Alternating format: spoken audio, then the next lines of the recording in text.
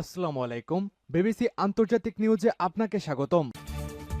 Iran, Israel, Hezbollah, Hamas ভয়ানক যুদ্ধ চলছে, জানিয়ে দিব আমাদের হাতে আসা গুরুত্বপূর্ণ আপডেট আন্তর্জাতিক সংবাদ। মালয়েশিয়ার সাবেক প্রধানমন্ত্রী মাহাথির মোহাম্মদের মন্তব্য, ইসরায়েলকে স্বীকৃতি নয় বরং ফিলিস্তিনকে সমর্থন দেওয়ার ঘোষণা দিয়েছে গোটা বিশ্বকে।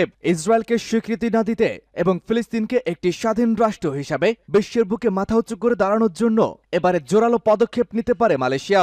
মালয়েশিয়ার সাবেক প্রধানমন্ত্রী তার বক্তব্যে অনেকটা এমনই ইঙ্গিত পাওয়া যাচ্ছে। থাকছে এ নিয়ে বিশেষ প্রতিবেদন, সাথেই জুড়ে থাকুন। জানাবো ইসরায়েলের উপরে নিষেধাজ্ঞার আহ্বান জানালো ইউরোপীয় ইউনিয়নের পররাষ্ট্র প্রধান। তবে কি এবার গোটা ইউরোপ ইসরায়েলের বিরুদ্ধে যাচ্ছে? কেননা ইসরায়েলকে নিষেধাজ্ঞা আরোপের আহ্বান জানিয়েছে খোদ ইউরোপীয় ইউনিয়নের প্রধান জোসেপ বোরেল। কপাল পুড়তে যাচ্ছে নেতানিয়াহুর, যে কোনো সময় পতন হবে ইসরায়েলের। এদিকে দামেস্কে ইসরায়েলি হামলা প্রতিক্রিয়ায় যা বলছে ইরান, জানিয়ে দিব যুদ্ধ বন্ধে লেবাননের যে কোনো সিদ্ধান্ত সমর্থন দিচ্ছে তেহরান। আরো জানিয়ে দিব যুদ্ধবিরতি নিয়ে ট্রাম্পকে যে বার্তা দিল হামাস। এবং সর্বশেষ জানিয়ে দিব ইসরায়েলি কারাগারে বিপর্যয়কর পরিস্থিতির মুখে ফিলিস্তিনি বন্দীরা। দর্শক, এতক্ষণ শুনছিলেন সংবাদ শিরোনাম, এবারে থাকছে বিস্তারিত। তবে অনুরোধ থাকবে আমাদের ভিডিওটিতে একটি লাইক দিন এবং আপনি যদি আমাদের চ্যানেলে নতুন হয়ে থাকেন তবে অবশ্যই চ্যানেলটি সাবস্ক্রাইব করে পাশে থাকা বেল আইকনটি বাজিয়ে দিন, যেন আমাদের দেওয়া সকল গুরুত্বপূর্ণ আপডেট সংবাদগুলো আপনি সবার আগে পেতে পারেন। ইসরায়েলকে স্বীকৃতি নয় বরং ফিলিস্তিনকে সমর্থন দেওয়ার ঘোষণা দিল মালয়েশিয়া। মালয়েশিয়ার প্রধানমন্ত্রী আনোয়ার ইব্রাহিম বলেছেন, ইসরায়েলকে স্বীকৃতি নয় বরং ফিলিস্তিনি জনগণের প্রতি সমর্থন দিবে মালয়েশিয়া। শুক্রবার লাতিন আমেরিকার দেশ পেরুর রাজধানী লিমাতে আনুষ্ঠানিক এশিয়া প্যাসিফিক ইকোনমিক কোঅপারেশনের সংবাদ সম্মেলনে তিনি এই মন্তব্য করেছেন। খবর আল জাজিরার।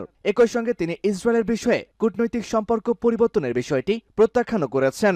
আনোয়ার ইব্রাহিম বলেন, ফিলিস্তিনের বিরুদ্ধে ইসরায়েলের ক্রমবর্ধমান সহিংসতার বিষয়ে এবারের অ্যাপেক সম্মেলনে একমাত্র দেশ হিসাবে মালয়েশিয়া প্রশ্ন তুলেছে। তিনি আরো বলেছেন, একটি জাতির অধিকারের বিষয়টি অস্বীকার করা হলে আমরা কিভাবে অর্থনীতি এবং মুক্ত বাণিজ্য সম্পর্কে কথা বলতে পারি? এটা ন্যায় বিচারের বিষয়, যেখানে প্রয়োজন সেখানেই ফিলিস্তিনের জন্য সমর্থন অব্যাহত রাখবে মালয়েশিয়া। এদিকে 1 বছরেরও বেশি সময় ধরে ইসরায়েলি হামলায় 45,000-এর বেশি ফিলিস্তিনি নিহত হয়েছেন। আহত হয়েছে আরো প্রায় 1 লাখের অধিক মানুষ। এ অবস্থায় বিশ্বের বিভিন্ন দেশ যুদ্ধবিরতির প্রস্তাব দিলেও তা মানছে না ইসরায়েল। ফিলিস্তিনের পাশাপাশি যুদ্ধ ছড়িয়ে পড়েছে লেবাননেও, সেখানেও ইসরায়েল প্রতিনিয়ত বিমান হামলা চালাচ্ছে। ইসরায়েলের উপরে নিষেধাজ্ঞার আহ্বান জানালো ইউ পররাষ্ট্র প্রধান। গাজা ও লেবাননে ইসরায়েলি আগ্রাসন থামাতে দেশটিকে কাঠগড়ায় দাঁড় করিয়েছে ইউরোপীয় ইউনিয়নের পররাষ্ট্র নীতির প্রধান জোসেপ বোরেল। যুদ্ধাপরাধের দায়ে ইসরায়েলের উপরে নিষেধাজ্ঞার আহ্বান জানিয়েছেন তিনি। ইসরায়েলের প্রতি ইউ ব্লকের দৃষ্টিভঙ্গির কঠোর সমালোচনা করেছেন এই শীর্ষ ইউরোপীয় কূটনৈতিক। তার মতে ইউ এখন পর্যন্ত ইসরায়েলি শাসনকে অর্থবহ পরিণতি ভোগ করা থেকে রক্ষা করেছে। গাজা এবং লেবাননে আন্তর্জাতিক আইনকে লঙ্ঘন করেছে ইসরায়েল। এ কারণে ইসরায়েলের উপরে আমদানি নিষেধাজ্ঞা এবং দেশটির সরকারের সাথে রাজনৈতিক সংলাপ স্থগিত করা উচিত, এমন প্রস্তাব দিয়েছেন তিনি। তবে তার মতে ব্লকের দৃষ্টিভঙ্গি পরিবর্তন করতে হবে। ইউরোপীয় ইউনিয়নের পররাষ্ট্র নীতির প্রধান সেই সঙ্গে বলেছেন, স্বাস্থ্যসেবা কর্মীদের উপরে হামলা আন্তর্জাতিক মানবিক আইনের গুরুতর লঙ্ঘন। সংঘাতপূর্ণ অঞ্চলে চিকিৎসা কর্মীদের সুরক্ষা আলোচনাযোগ্য। তবে সেই সঙ্গে বোরেল ইউ বালবেকের কাছে ইসরায়েলি হামলায় 12 প্যারাডেমিক হত্যার তীব্র নিন্দা করেছেন। তার এমন প্রতিবাদের পর ইউ এর পররাষ্ট্র বিষয়ক কাউন্সিল আগামী সপ্তাহে বোরেলের প্রস্তাব নিয়ে আলোচনা করবে। উল্লেখ্য, গত 7 অক্টোবর 2023 সালের পর গাজায় এখন পর্যন্ত প্রায় 43,730 ফিলিস্তিনিকে হত্যা করেছে ইসরায়েলি দখলদার বাহিনী, যার মধ্যে অধিকাংশই নারী ও শিশু। এছাড়াও দেশটিতে আহত হয়েছেন আরো 1 লাখেরও বেশি মানুষ। এর বাইরেও বহু মানুষ নিখোঁজ ও ধ্বংসস্তূপের নিচে আটকা পড়ে আছেন। দামেস্কে ইসরায়েলি হামলা প্রতিক্রিয়ায় যা বলছে ইরান। সিরিয়ার রাজধানী দামেস্কে পশ্চিম শহরতলির একটি আবাসিক ভবনে বৃহস্পতিবার ভয়াবহ বিমান হামলা চালিয়েছে ইসরায়েল। এতে অন্তত 15 জন নিহত এবং 16 জন আহত হয়েছেন। ইসরায়েলি এই হামলার প্রতিক্রিয়া জানিয়েছে ইরান। স্থানীয় সময় শুক্রবার ইরানের পররাষ্ট্র মন্ত্রণালয়ের মুখপাত্র ইসমাইল বাকিয়ানি হামানে এই হামলার ঘটনার তীব্র নিন্দা জানিয়েছে। এতে ফিলিস্তিনি জিহাদ আন্দোলন, হামলায় নিহতদের পরিবারবর্গ এবং সিরিয়ার জনগণ ও সরকারকে সমবেদনা জানিয়েছে ইরান। পাশাপাশি হামলায় আহতদের দ্রুত আরোগ্য কামনা করা হয়েছে। ইরানের পররাষ্ট্র মন্ত্রণালয়ের মুখপাত্র বলেছেন, প্রতিবেশী দেশগুলোতে ইসরায়েলি আগ্রাসন ক্রমাগত বেড়েই চলেছে। বৃহস্পতিবার বিমান হামলায় সিরিয়ার সার্বভৌমত্ব ও অখণ্ডতা লঙ্ঘন করা হয়েছে। জাতিসংঘের ঘোষণা অনুযায়ী এই হামলা ছিল সিরিয়া ভূখণ্ডের সরাসরি আগ্রাসন। এ ধরনের আগ্রাসনের পুনরাবৃত্তি রোধ করতে অবিলম্বে জাতিসংঘ নিরাপত্তা পরিষদের বৈঠক তলব করার আহ্বান জানিয়েছেন তিনি। দামেস্কে হামলার পর বার্তা সংস্থা রয়টার্স সানার বরাতে জানায়, আক্রান্ত ভবনগুলো রাজধানীর পশ্চিমে অবস্থিত মাজে এবং কুদেসাইয়ের উপকণ্ঠে অবস্থিত। এদিকে ইসরায়েলি সেনাবাহিনীর রেডিও বলেছে দামেস্কে হামলার লক্ষ্যবস্তু ছিল ফিলিস্তিনি সশস্ত্র গোষ্ঠী ইসলামিক জিহাদের সদর দপ্তর এবং অন্যান্য সম্পদ। তবে এ বিষয়ে বিস্তারিত কোনো তথ্য দেয়নি তারা। যুদ্ধবন্ধে এবার লেবাননের যে কোনো সিদ্ধান্তকে সমর্থন দেবে তেহরান। হিজবুল্লাহ এবং ইসরায়েলের মধ্যে চলমান যুদ্ধকে বন্ধ করতে লেবাননের যে কোনো সিদ্ধান্তকে সমর্থন দিবে তেহরান, এমনই জানিয়েছে ইরানের এক শীর্ষ কর্মকর্তা। দেশটির সর্বোচ্চ নেতা আয়াতুল্লাহ আলী খামেনি সিনিয়র উপদেষ্টা আলী লাজারানি বিষয়টি নিশ্চিত করেছেন। ব্রিটিশ বার্তা সংস্থা রয়টার্স এক প্রতিবেদনে এই খবর জানিয়েছে। এতে বলা হয়েছে বৈরুতে হিজবুল্লাহ সমর্থিত লেবানন পার্লামেন্টের স্পিকার নাবি বেরির সঙ্গে সাক্ষাৎ করেছে আলী লাজারানি। এ সময় লেবাননের সরকার কর্তৃক গৃহীত যে কোনো সিদ্ধান্তকে সমর্থন, বিশেষ করে নিরাপত্তা পরিষদের রেজুলেশন 1701 এর বাস্তবায়ন চায় তেহরান।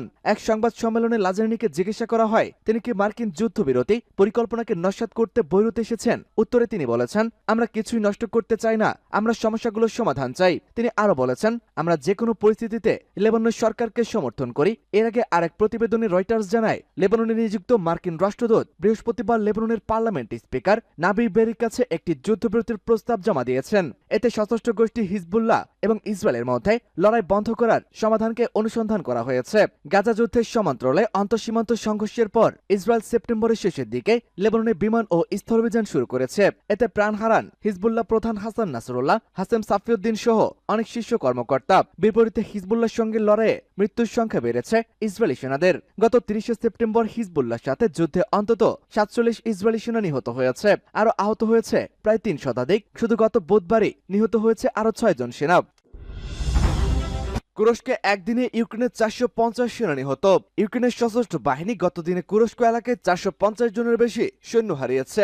রাশিয়ার প্রতিরক্ষা মন্ত্রণালয় জানায় এ অঞ্চলে যুদ্ধ শুরু হওয়ার পর থেকে ইউক্রেন সর্বমোট 32,150 জনের বেশি সৈন্য হারিয়েছে। বিবৃতিতে মন্ত্রণালয় জানিয়েছে গতদিনে ইউক্রেনের সশস্ত্র বাহিনী 450 জনের বেশি সৈন্য, 2টি ট্যাঙ্ক, 3টি পদাতিক যুদ্ধযান যার মধ্যে 2টি ব্রডলি আইএফডি এবং 2টি মার্কিন তৈরি M113 সাঁজোয়া কর্মী বাহক, 33টি সাঁজোয়া যুদ্ধযান, সেই সাথে একটি পুলিশ, 5টি আর্টিলারি গান, অটোমেটিক হাইডজার, 4টি মর্টার, একটি ফরাসি তৈরি ক্রুটেল, মাল্টিপল রকেট লঞ্চার এবং 49টি গাড়ি রয়েছে। সব মিলে তুরস্ক অঞ্চলে যুদ্ধ শুরু হওয়ার পর থেকে কিয়েভের 32,150 জনের বেশি সৈন্য, 202টি ট্যাঙ্ক, 112টি সাঁজোয়া কর্মী বহন, 1,146টি সাঁজোয়া যুদ্ধযান এবং 907টি মোটর গাড়ি, 274টি আর্টিলারি ও যুক্তরাষ্ট্র নির্মিত 11টি হিমার্স ও 6টি MLS সহ 40টি মাল্টিপল রকেট লঞ্চার হারিয়েছে। তুরস্ক অঞ্চলের সুদা এলাকায় পরিস্থিতি দেখায় যে ইউক্রেনীয় বাহিনী আগের চেয়ে জীর্ণ এবং কম সক্রিয়। কলসাইন বুরি রাশিয়ান সেনাবাহিনীর স্বেচ্ছাসেবক কার্সের কুন্নি পৃথক ইউনিটের সিনিয়র ব্যাটারি অফিসার সাংবাদিকদের বলেছেন, তিনি যোগ করেছেন যে